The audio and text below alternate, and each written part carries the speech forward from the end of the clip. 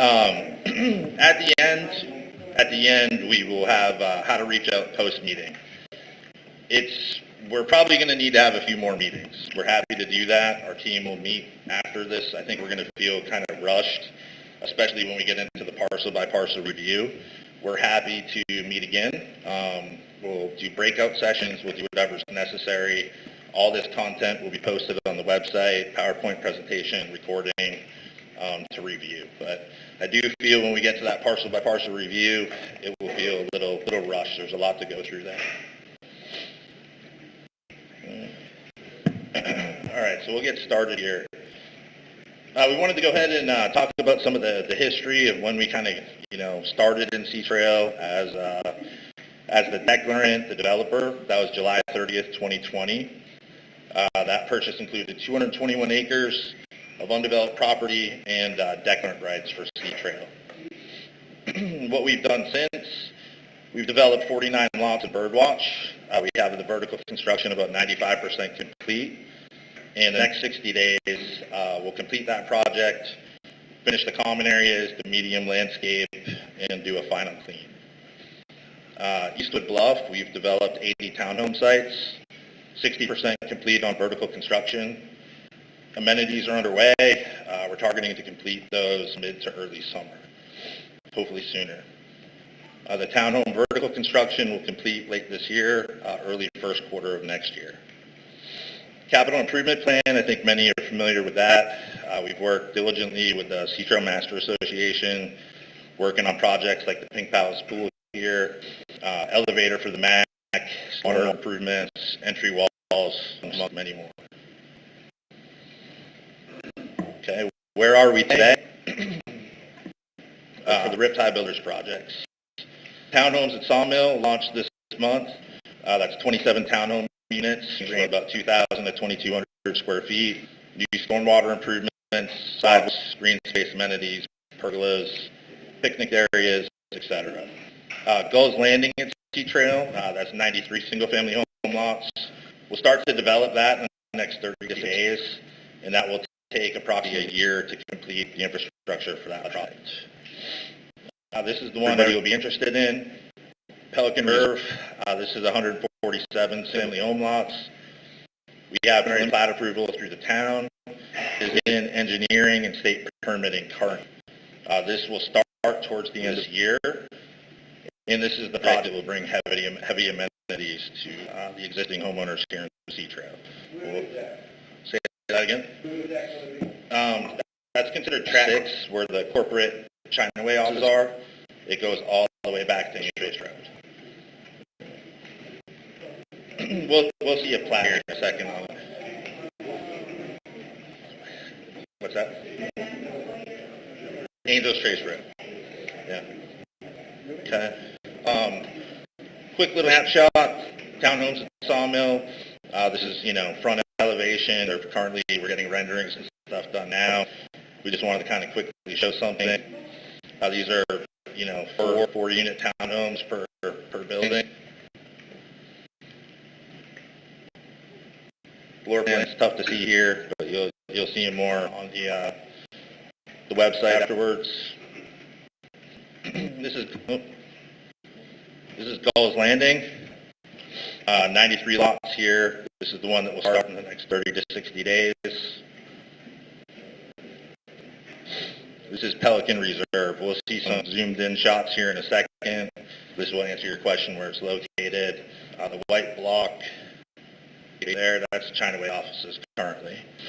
And that stretches all the way. That will have a new entry and a new exit to Angels Trace Road.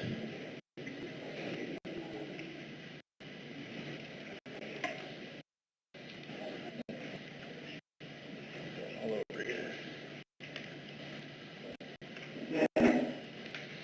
All right. This is tough to see, but right at the entry, there's some green space amenities, big pergolas, fire pits. Going to be a really nice entry, something similar to Kingfish Bay is what we're kind of designing. That still needs to go through the town for approval. But a really nice entry. The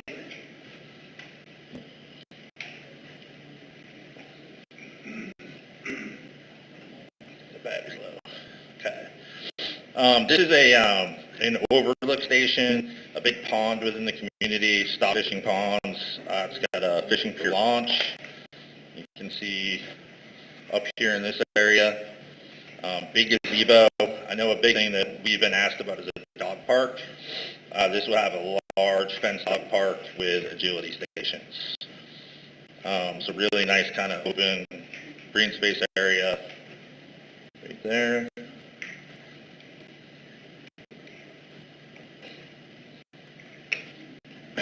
This location is a new clubhouse, pool, pickleball courts, right next to the new entry and exit to Angel Trace Road.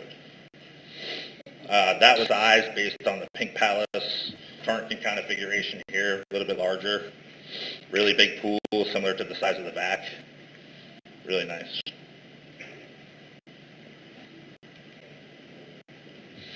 All right. Where we are today, this is Sea Trail Investment Projects. We'll talk about the convention center, the back and track 2. Myself, Donald, and Parker own Sea Trail Investments. As most of you know, we just recently closed on the convention center, track 2, which is the tract of land next to the convention center and the VAC building. The convention center, we're in the process of a major overhaul. An extensive renovation, the interior, the exterior of the building. We hope to have that complete in the next 90 days. The VAC building, major overhaul to the grounds there. That's getting ready to start. New parking lots, seal coating, striping, stormwater systems.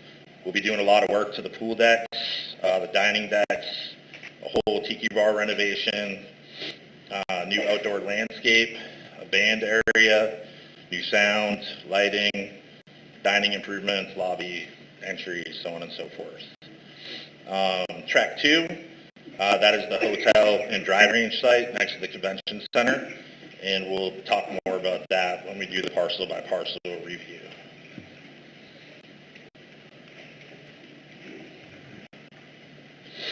All right, where do we want to go? We want to see Sea Trail become one of the leading golf resorts in the Carolinas. We have partners who are waiting and watching right now, strategic investors who want to make necessary investments into the golf courses, the clubhouses, and the existing commercial facilities within Sea Trail. We strongly believe that these investments, they have to happen simultaneously with much of what we have proposed coming up in this review. We feel that it's necessary to have both at the same time. What type of investment is needed to get the courses and the current clubhouses and the facilities up to par? We're talking $2 to $5 million per course and $2 to $4 million per clubhouse. $6 to $15 million on the courses, $4 to $8 million on the clubhouses. So that's $10 to $23 million, just the golf courses and clubhouses. A lot of money.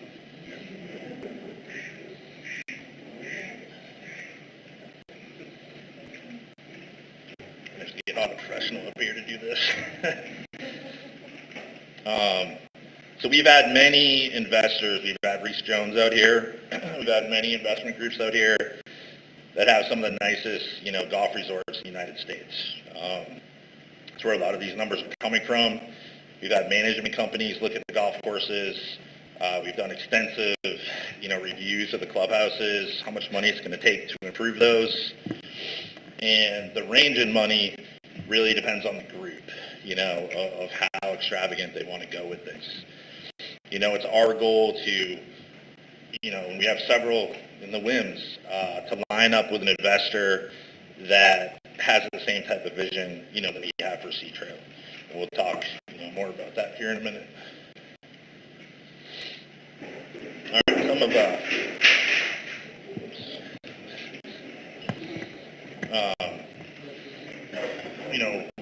why is Sea Trail struggling?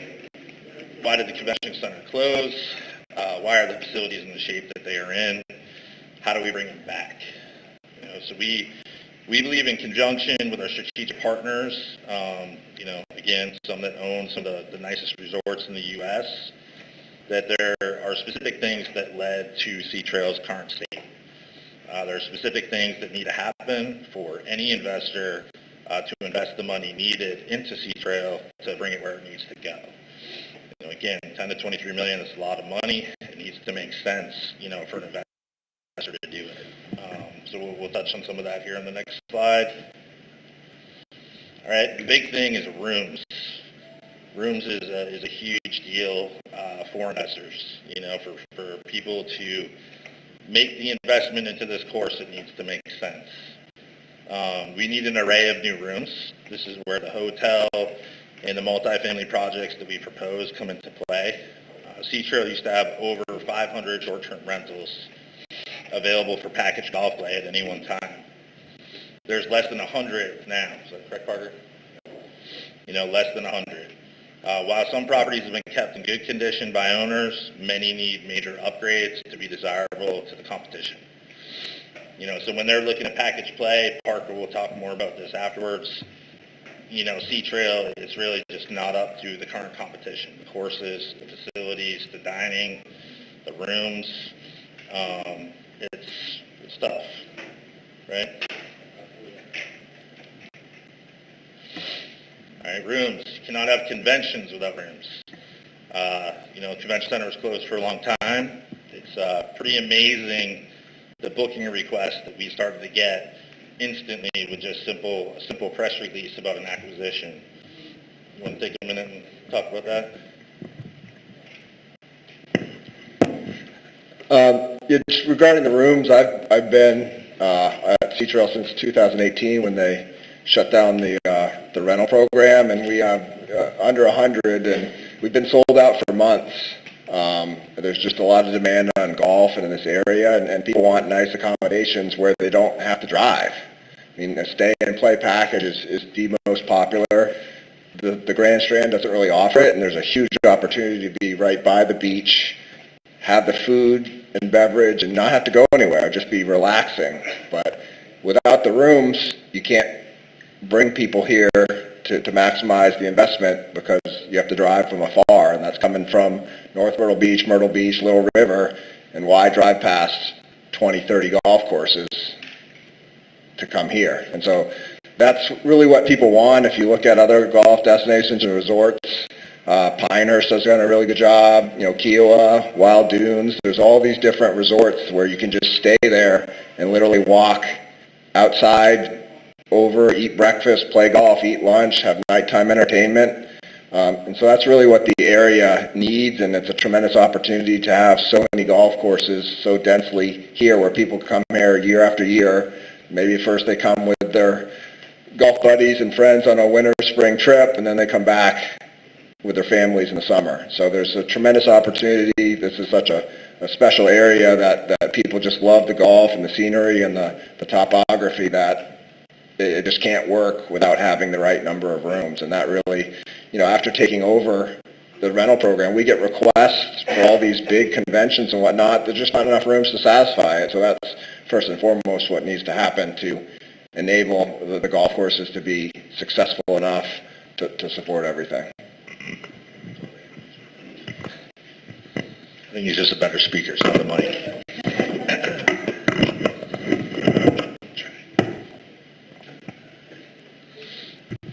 All right. Thanks, Margaret. All right. New lines of business. Stakeholders, they need to be able to make money to invest. What do we need? We need top-level, award-winning rooms, courses, dining, and amenities.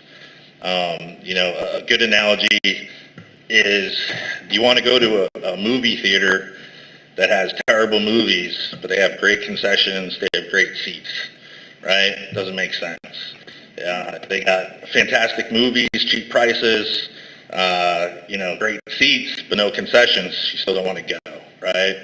So that's why we feel a lot of this needs to be improved at the same time. It's not a situation to where an investor can come in, improve one course at a time, just do the convention center, nothing else, fix, maybe the Jones Bird Clubhouse and just have one place to eat. Everybody that we have met with, every plan that we've looked at, it's, all right away. It needs to work simultaneously. You need rooms, like Parker said, to have conventions. You need rooms for golf packages, and the people need to be happy. They need to be happy with the food and, beverage options. You need to be happy with the play of the courses.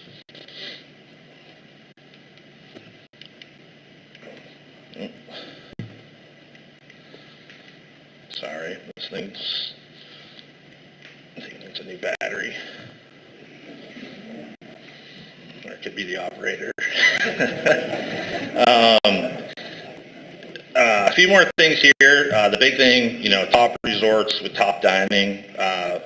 People want to play where they stay. I think it's the kind of the same concept that we're hoping a lot of homeowners here in Cetro want as well. It's kind of nice to get on your bike or walk or take your golf cart and be able to kind of have everything that you need here in the community. Somewhere to eat breakfast, lunch, dinner, maybe some entertainment options, quality golf courses. We're looking to make the convention center a lot more multi-purpose to where it has other uses besides just conventions, something that, can be used by the homeowners and the people who live here, more on a daily basis, not just for special events. All right, so we're going to go into the parcel by parcel review.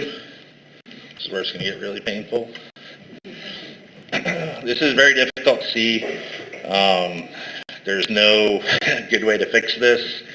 At this point, again, let me emphasize that all of this does show up very clear online. It will all be posted on the Master Association website. It will be very easy to look at and see, at that point. But we'll kind of run through it. I'm aware that you guys, you can't read a lot of what's here. So this first property, this is subject 1. You'll see it on the big maps here displayed throughout the room. You'll see the different subjects annotated. This is subject 1. This was actually a new parcel that was carved out of the edge of Angels Trace Road. So where that new entry is going to be, right here, this is kind of the boundary of Sea Trail. And this is Angels Trace Road that we're looking at. Okay, this is right next to the sewer plant. Got a nice view of that. And, we look at this as a parcel. It's technically on the outskirts of Sea Trail. It will be at some point in time a nice commercial location with all of the development and the projects that are going on Angels Trace when that road is fixed and operating properly. It will be a nice location. We focused on uses. In part of this conditional zoning application, we are required to list the uses that we are requesting for certain properties. So in essence, conditional zoning, fill out an application, you're asking for a specific zoning district, and you're kind of conditioning yourself, you're boxing yourself in a little bit. So instead of a traditional zoning, to where you could say, hey, we're requesting MB2, and we want everything that comes with MB2. In lieu of that, conditional zoning sets conditions. So out of the entire table of uses, we try to limit those down to what we think ultimately is the closest possibility to what ultimately might get constructed, and we'll also limit down size